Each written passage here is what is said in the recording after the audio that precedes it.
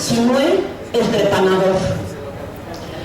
La práctica quirúrgica de la trepanación, es decir, de la perforación de la bóveda craneal con fines terapéuticos, es tan antigua como el nacimiento mismo de la cultura.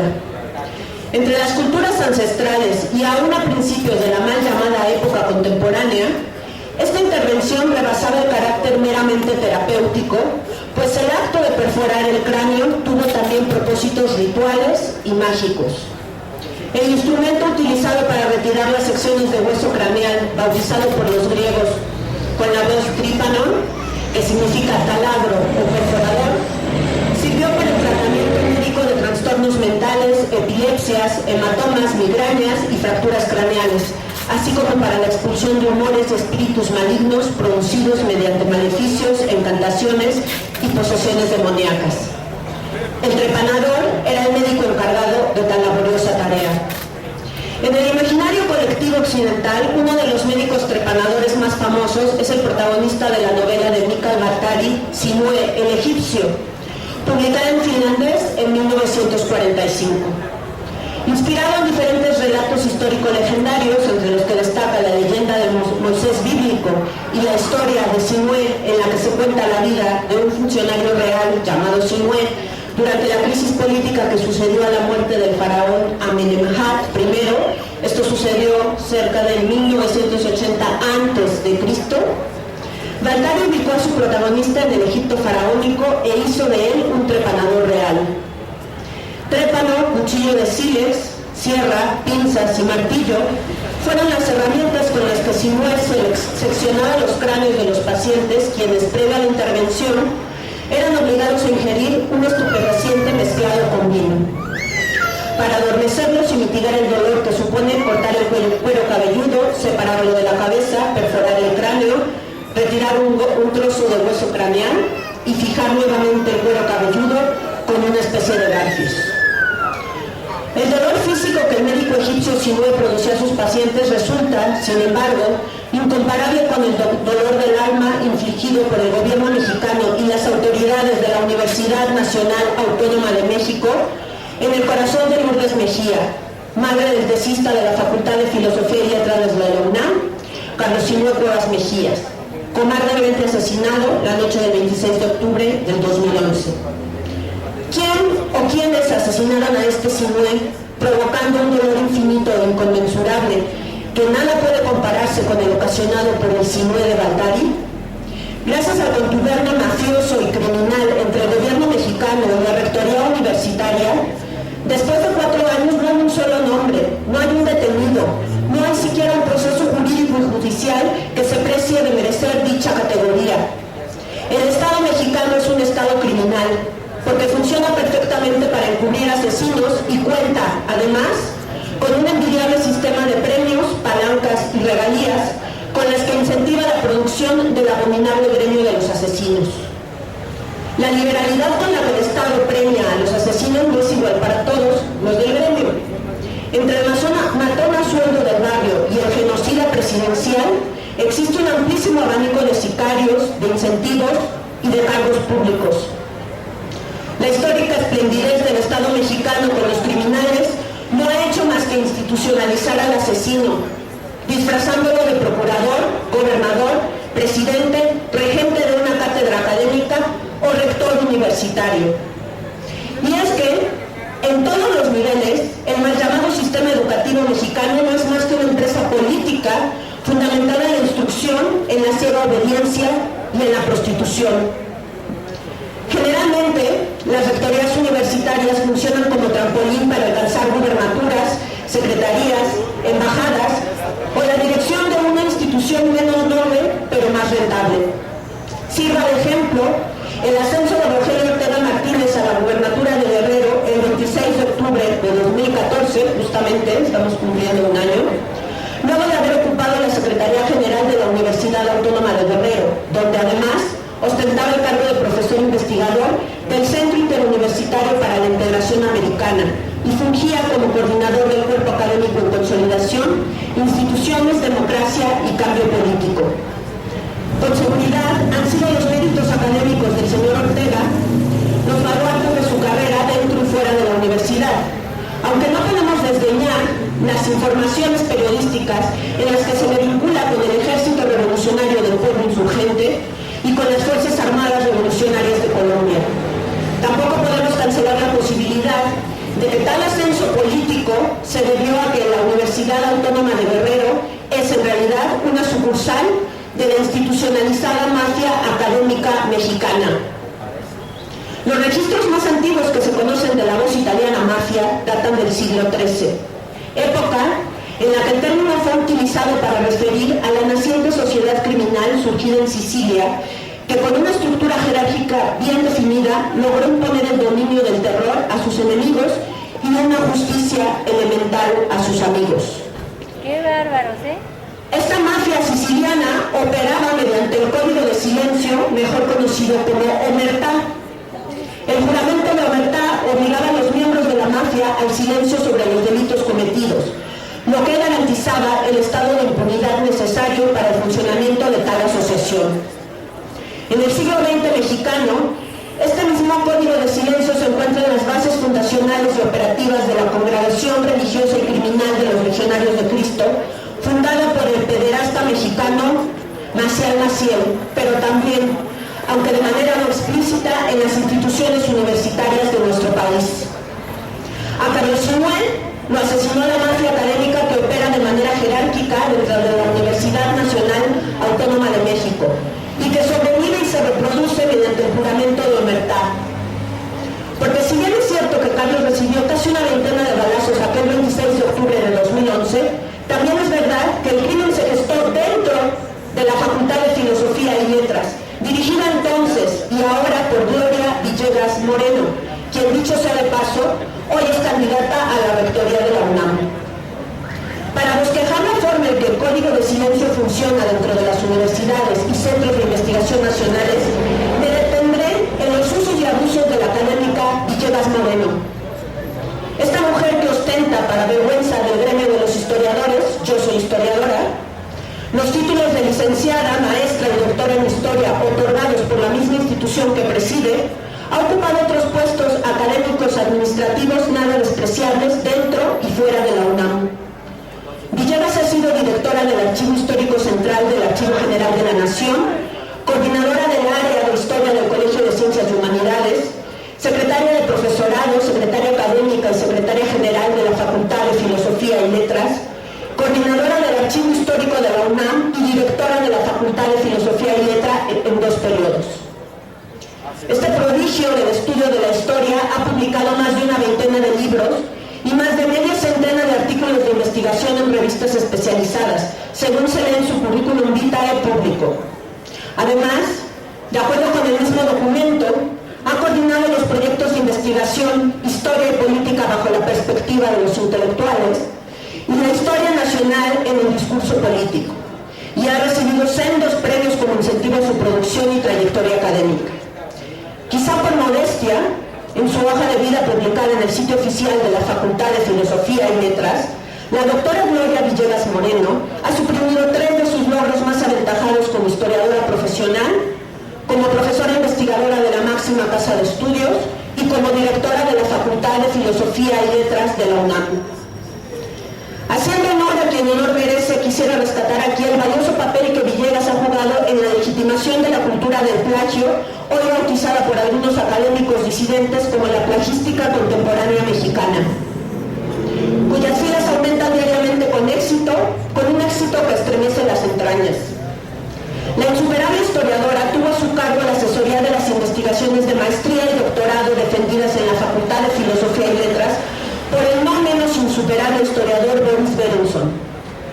La excelencia del trabajo de investigación realizado en ambas tesis, asesoradas por Villegas, por Álvaro Matute y por Elena Beristain, tuvo sus frutos. Bajo el título Historias Inconsciente, Berenson vio publicada su tesis de maestría con el sello editorial del Colegio de San Luis en 1999. Y 11 años más tarde, salió a la luz su tesis doctoral con el título Retratos de la Revuelta. Sin embargo, el éxito de Berenson y de su asesora Villegas se vio empañado cuando en abril de 2013, Juan Manuel Aurrecoechea denunció el plagio de al menos 18 fragmentos de su libro, Puros Cuentos, en el libro Retratos de la Revuelta.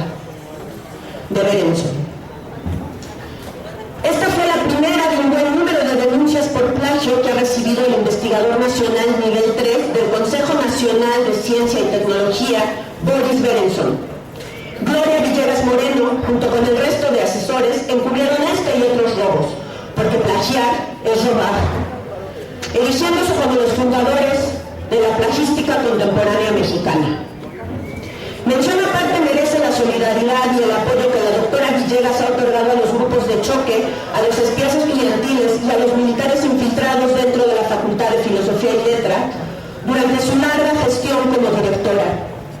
Probablemente este apoyo forma parte de los trabajos realizados en el marco de los proyectos de investigación que dirige sobre historia, política y discurso.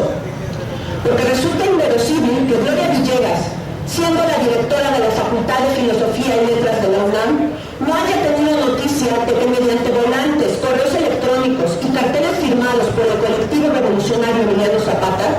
Carlos Sinué era difamado y amenazado desde el año 2009 al interior mismo de la institución que dirigía entonces y que dirige ahora. Cabe destacar que dentro de la facultad este tipo de prácticas terroristas adjudicadas a colectivos fantasma no eran desconocidas, pues de manera similar fue hostigado el estudiante Noel Pavel González González, desaparecido el 19 de abril de 2004. El cuerpo de Pavel fue encontrado sin vida 4 días después, colgado en una cruz en el Pico del Águila en las inmediaciones del Cerro de la Jusco, con lesiones de cuello propias de ahorcamiento, fractura craneal y evidencias de tortura en la zona perianal y genital. Duele mucho que la universidad esté en manos de esta gente. Duele. La cruz en la que fue colgado Pavel tenía grabada una suástica y la inscripción EDNAZMASH, que de acuerdo con la Liga Mexicana por los Derechos Humanos son indicios de que el crimen fue perpetrado por grupos de extrema derecha especializados en tortura que operan dentro de la UNAM. Las autoridades gubernamentales declararon que se trató de un suicidio. En la UNAM y en la ENA, donde también estudiaba Pavel, reinó la omertá, el código de silencio que permite tal grado de impunidad. Otra información relevante que es obviada en el honorable currículum público de Gloria Villegas es el arduo trabajo que ha realizado a favor del diálogo con los estudiantes y de la libertad de expresión y manifestación universitaria. Dado que los documentos probatorios extendidos por la doctora Villegas en este rubro son tan amplios como su producción historiográfica, aquí me limitaré a rescatar 2 de las actividades que han fortalecido decisivamente el carácter crítico de la Facultad de Filosofía y Letras de la UNAM. Un año después del asesinato de Carlos Sinué, los miembros de la Asamblea Estudiantil realizaron una ceremonia para colocar una placa en memoria de los estudiantes de la facultad asesinados en lo que va del siglo XXI.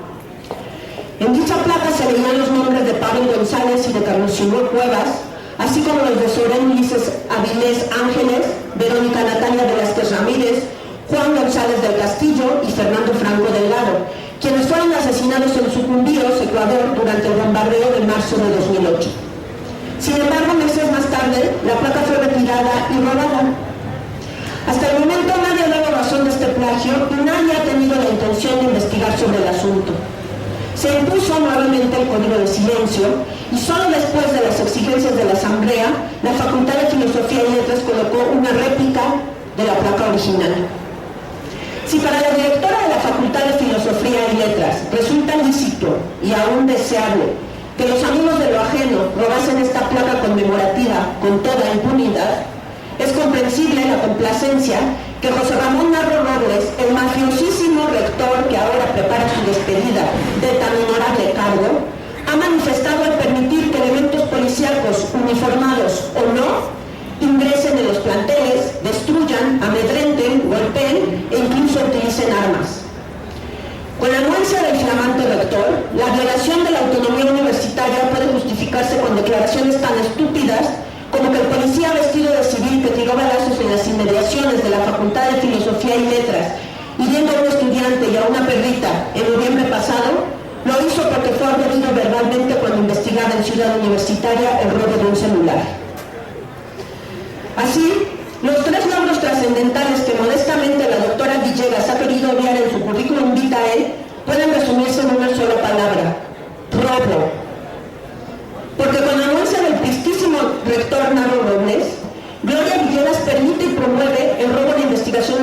académicas mediante el proyecto de ciencia e innovación titulado Plagística Contemporánea Mexicana, que ha sido registrado ante el CONACYT